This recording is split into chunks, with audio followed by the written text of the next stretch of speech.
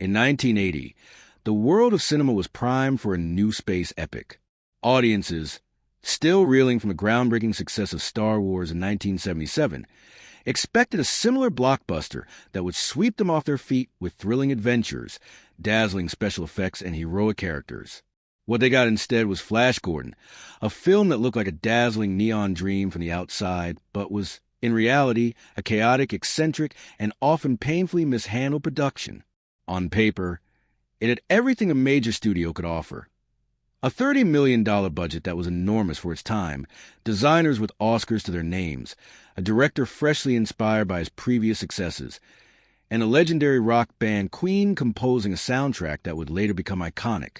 Yet, despite these impressive credentials, the production was plagued by endless missteps, clashing egos, miscommunication, and technical difficulties that seemed almost intentionally cinematic in their absurdity.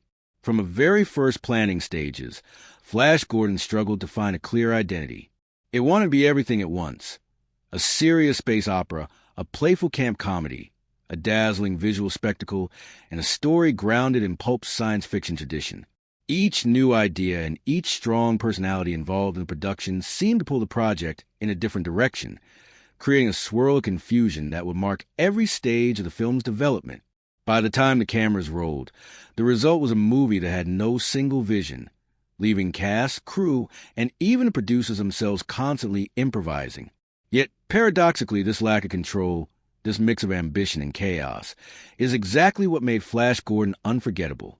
Unlike other films that fail quietly and disappear, this one failed loudly, with such sincerity and visual daring that decades later, fans would celebrate it not despite its flaws, but because of them.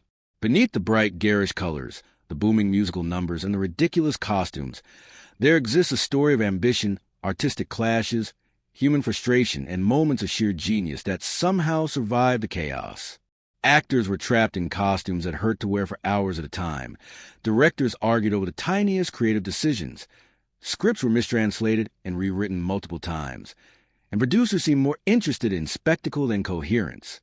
In the end, Flash Gordon was less a traditional failure and more an experiment in human endurance, artistic excess, and visual audacity. The movie's apparent flaws, its over-the-top acting, strange plot developments, and campy dialogue, were not mistakes in the traditional sense, but symptoms of production so unpredictable that anything could happen. And happen it did. Scenes were created spontaneously, ideas changed on the spot, and actors were often left improvising without guidance. Yet, this unpredictable, chaotic environment allowed moments of pure cinematic magic to emerge. Costumes, set designs, and the bold, otherworldly aesthetics that seemed ridiculous on the surface were, in fact, meticulously crafted by visionary artists who wanted to bring the comic book world to life, even if their efforts sometimes made the actors' lives miserable. The music by Queen, which might have been the only universally praised aspect during the initial release, transformed these chaotic visuals into something electrifying and alive, turning scenes that could have been confusing or awkward into iconic moments of cinematic delight.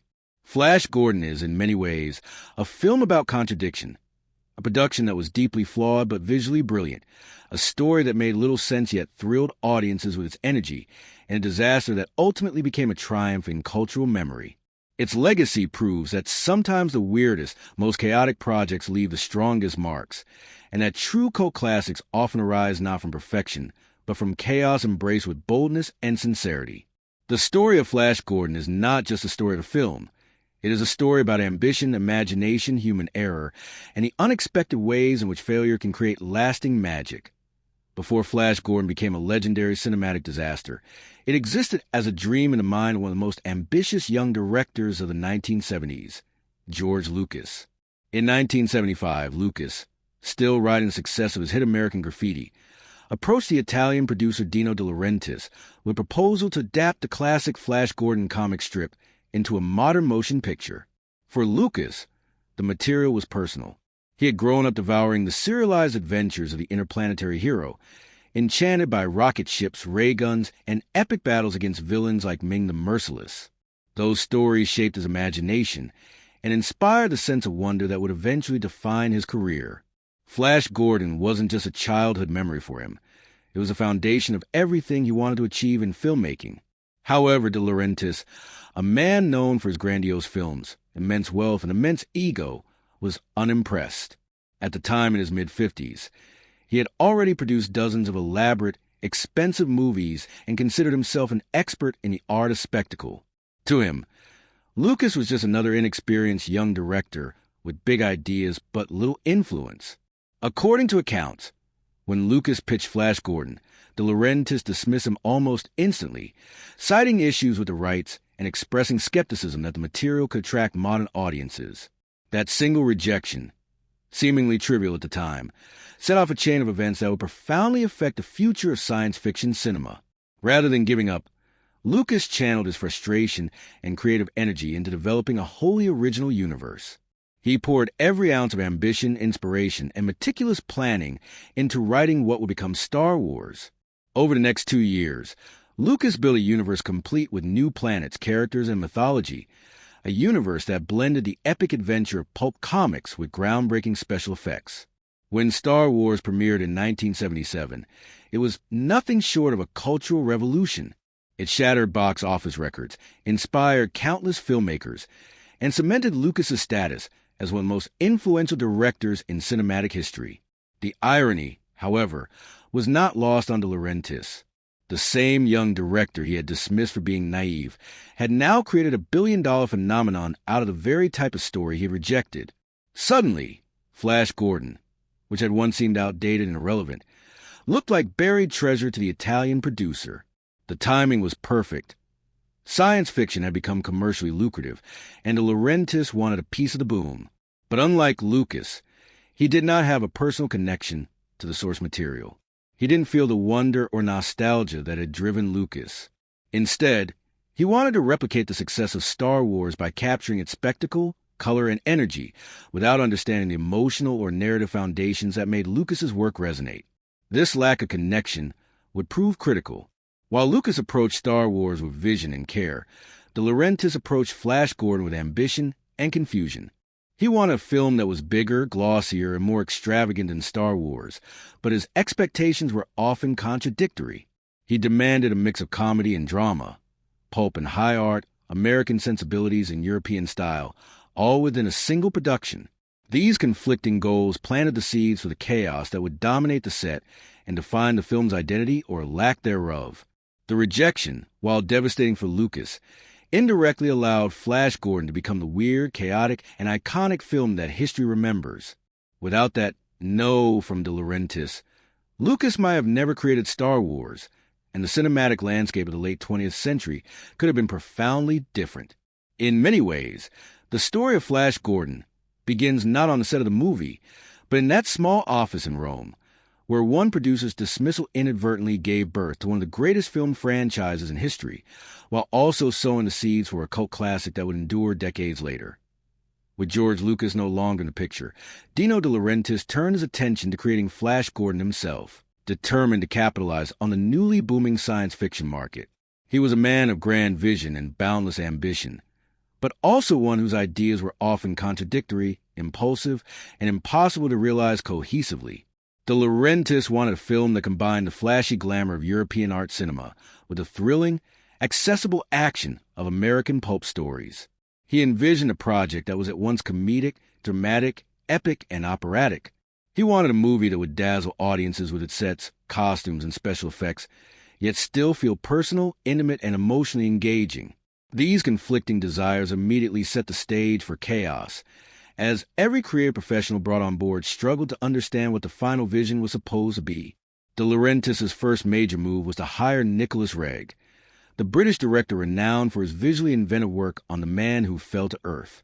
Reg had a reputation for transforming stories into surreal, dreamlike cinematic experiences, and De Laurentiis hoped he could apply the same genius to the comic strip material.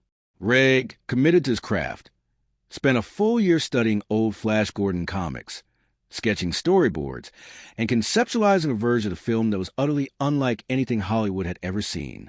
His interpretation was ambitious to the point of being unfilmable. He imagined Flash Gordon not as a traditional hero, but as a metaphysical savior navigating crystalline cities where time, space, and perspective bent like mirrors. Reg's vision abandoned conventional action sequences in favor of abstract, almost meditative explorations of existence. When he finally presented his work to De Laurentiis, the producer was appalled. He wanted spectacle and entertainment, not philosophical musings. In a brief but devastating 5-word rejection, "I don't want that picture," De Laurentiis ended a year of Reg's work almost overnight. Reg left the project, frustrated and disillusioned, while some of his ideas, particularly the crystalline cityscapes, would quietly influence later science fiction films, leaving a subtle imprint on the genre despite his absence from the final movie.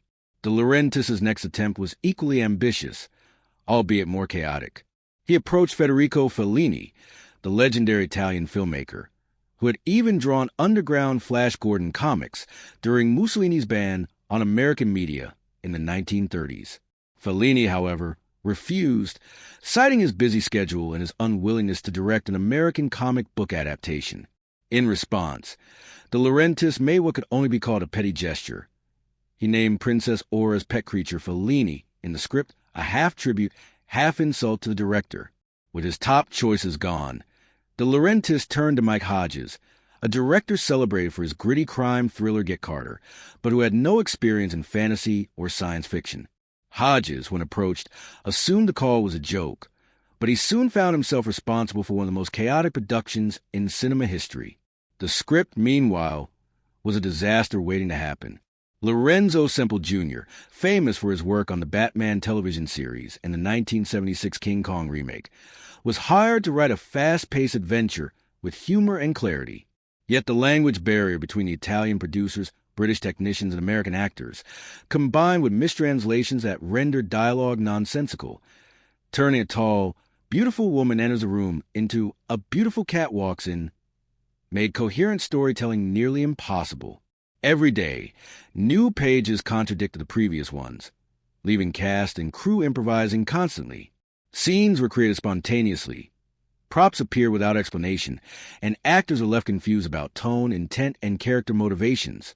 Yet, paradoxically, it was this lack of control, this improvisational chaos, that laid the foundation for the movie's eventual cult status. The combination of De Laurentiis' outsized ambition, the revolving door of visionary directors, and the practical impossibilities of translating an eccentric vision into reality ensured that Flash Gordon would be a film like no other, a spectacular, colorful disaster that somehow continues to fascinate audiences decades later. Once the director was finally in place, the next challenge for Flash Gordon became casting. And here, chaos seemed almost inevitable. Dino De Laurentiis, in his typical unpredictable style, initially considered a number of actors for the lead role, including Kurt Russell, who turned it down for being too shallow, and even Arnold Schwarzenegger, whose heavy accent ultimately disqualified him. Fate intervened in the form of a contestant from the dating game, a tall, athletic, and charming man named Sam J. Jones. Though he had lost a game on television, he suddenly won the career that would define his life.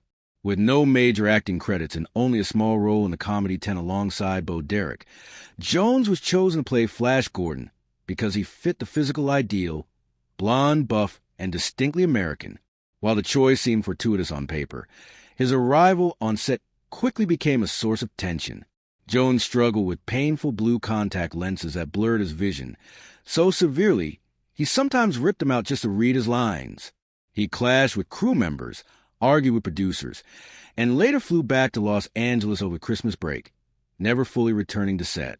Scenes had to be completed with stand-ins, and in post-production, a mystery actor dubbed many of Jones's lines, leaving the audience to this day uncertain whose voice delivers the iconic line, "I'm flying blind on a rocket cycle."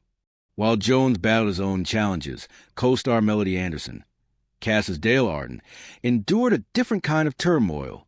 Preparing to leave New York for a television opportunity, Anderson was abruptly ordered by De Laurentiis to fly to London to join the production, leaving her feeling kidnapped and powerless over her career. Her time on set was physically grueling. One hallucination scene, in which Ming turns Dale into a spider, required 6 hours of makeup, painting her green, and placing her under a 25-pound headpiece with glass eyes and fangs. After 10 exhausting hours, director Mike Hodges declared the scene unusable because it wasn't in the script, forcing Anderson to endure hours of preparation for nothing. The suffering extended to the supporting cast as well. The Hawkmen, for example, wore enormous metallic wings that made it impossible to sit or rest comfortably. They would lie face down on the studio floor between takes, exhausted from the physical strain. Timothy Dalton, portraying Baron, faced similar issues during the tilting disc duel scene, where a silver-painted disc sprayed metallic paint onto both him and Sam Jones, forcing crew members to constantly scrub them clean between takes.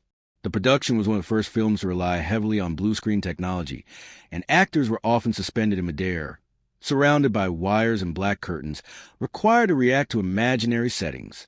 Anderson described staring at nothing but darkness while being told, "Look up, you see the Sky Palace," highlighting the disconnect between imagination and reality that the cast had to endure. Amid all this, Brian Blessed, cast as King Vultan, added his own unique layer of chaos, shouting his lines with explosive energy and improvising sound effects like "Pete W. Pew." Whenever he fired his cardboard bazooka, Bless frequently ruined takes, forcing multiple resets. Yet, ironically, these absurd moments of improvisation contributed to the film's charm. What seemed like frustration and mismanagement on set ultimately became some of the most memorable sequences in cinematic history. The actors' struggles with extreme costumes, confusing direction, and a constantly shifting script combined with their commitment to perform under nearly impossible conditions made the finished film feel alive, chaotic, and almost otherworldly. While the behind-the-scenes reality was exhausting, painful, and often absurd, it helped create a movie that was visually dazzling